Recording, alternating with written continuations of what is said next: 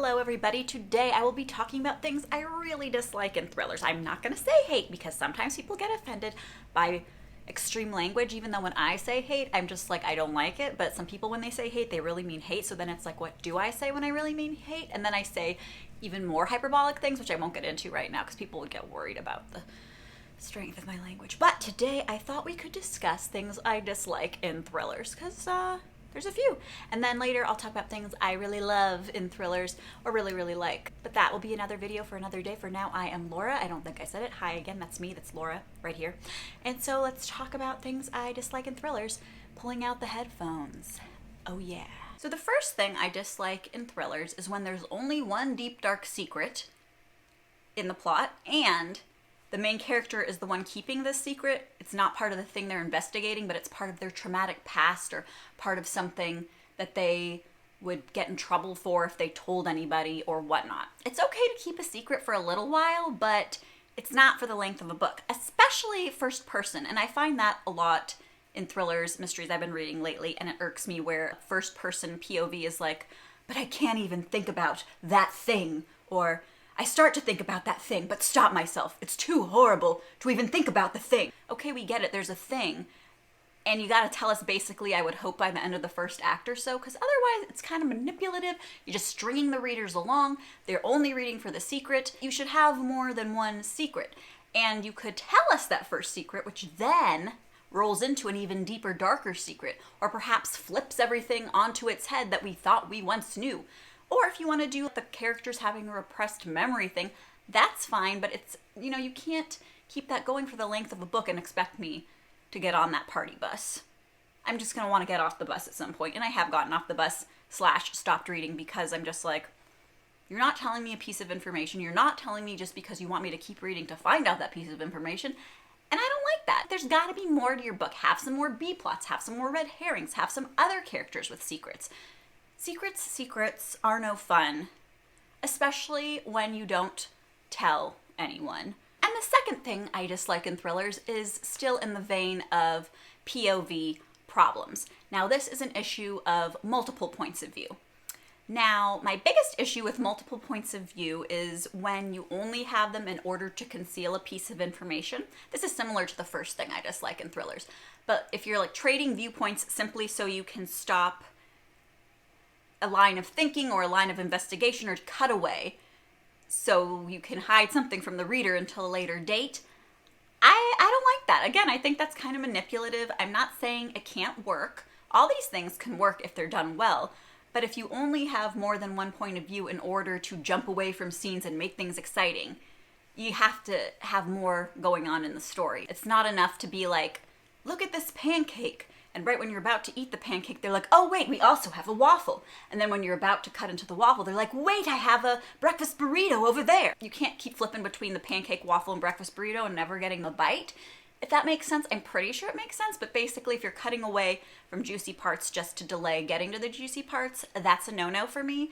I'm not going to like it. I'm going to get frustrated and upset and make a video about it, Now, I happen to like multiple points of view or multiple timelines, and I like sustaining the tension by cutting between those things, but I'm gonna think it's cheap if you're only doing it in order to end your chapters on cliffhangers. I'm a fan of, there's two points of view, but actually they're both from the same person, but the author was manipulating you in that way. I'm okay with a little authorial manipulation as long as it's worth it, as long as that rainbow of manipulation leads to a pot of gold of delights and revelations that is, really exciting. But if you're just using manipulations in order to keep up tension when you don't have real tension, then you got a problem. Get your point of views in order, people, why you're doing it, how you're doing it. Just make sure you're doing things for the right reasons. Much like a murderer in a thriller who thinks they're in the right. The next thing I dislike in thrillers is also somewhat in line with the first 2 points, but that's basically when there's a resolution or a big twist off the page when you're telling the story in first person. So this is hearkening back to that first point about keeping a secret for no good reason. I don't like it if you're in a book for first person the whole time and you're riding right inside that character's head and you're privy to everything they know, and then when you get to the climactic moment, there's a paragraph or a sentence, something like, I call Bob to set up the plan. We talk and I hang up, and then off I go to the big climactic fight. It's suddenly very vague information. Suddenly there's no details, simply because you want to hide that from the reader. But if you were to show on the page, like you have been for the rest of the book, Hall and Bob making the big fight plan and making the big assembling the team, here's what we're going to do, X, Y, Z, execution's going to go like this, then you get to that climactic moment and you can have everything go wrong, or one thing go wrong, or thrown a twist, because you've told us what's going on. So then you have to throw in an unknown element, but you can't create an unknown element by suddenly jumping out of the character's head, or by suddenly being like, I'm not going to show you the conversations that happen, or I'm not going to tell you the things I know as the character that you're reading in my head. It's just like another manipulation that rarely works. I read one book once where, I don't want to badmouth any books, but I read a book once, I'll be vague, where the main character, you're in her head, first person, she ends up getting kidnapped, and then it's a long sequence where she's in captivity, and then she comes up with a plan and successfully escapes, but it's literally that. The story goes, I think, I have an idea, I come up with my plan, and then end of chapter. And then it cuts to when she's escaped, and then it's like, what just happened? And then there's a little backtracking where it explains what she did. You can't do that. You can't be consistent and in the head, then jump out of the head in order to create false tension. No. Get your POVs in order, please. Another thing I dislike in thrillers, and this is more specific, and it's more specific to the author perhaps, and again, not going to badmouth specific books. When I talk about what I love in thrillers, then I will recommend and cheer and shout about books till I'm blue in the face, but I'm not here to badmouth people specifically.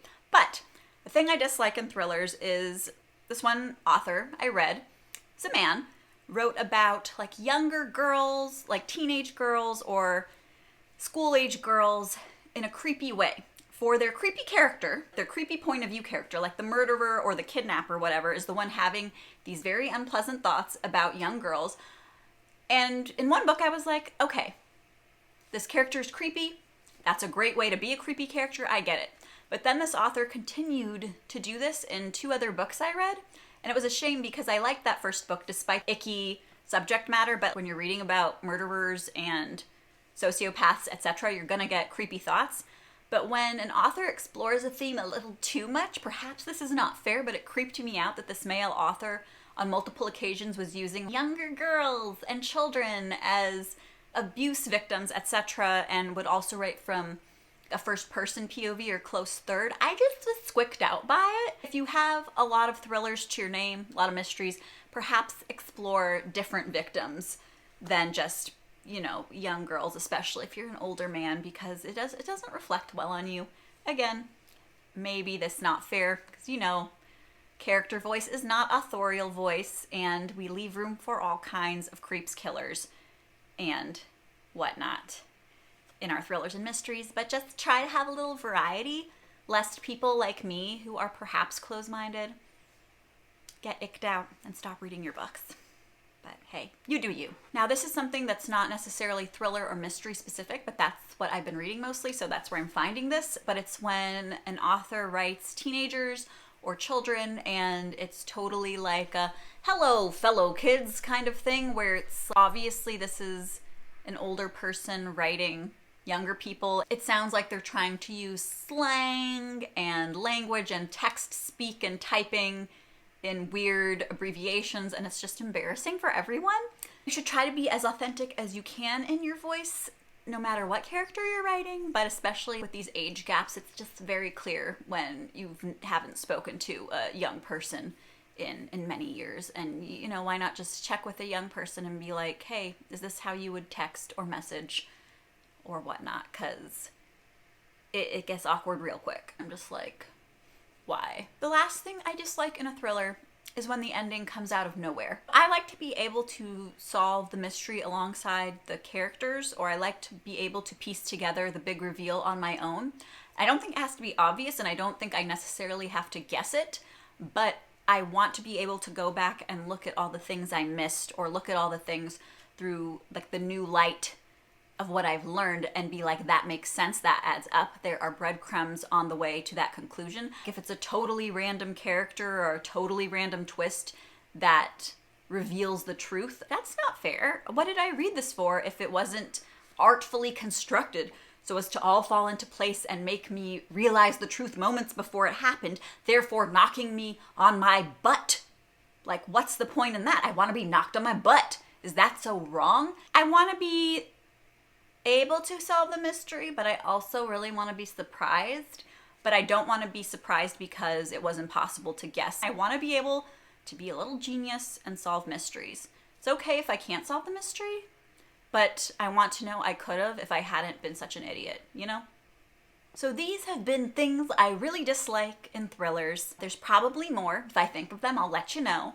And coming soon will be all the things I really, really, really like in thrillers, just to offset the negativity, because you can't see the light without the dark, vice versa. So I will see you soon with another video on reading or writing or something fun.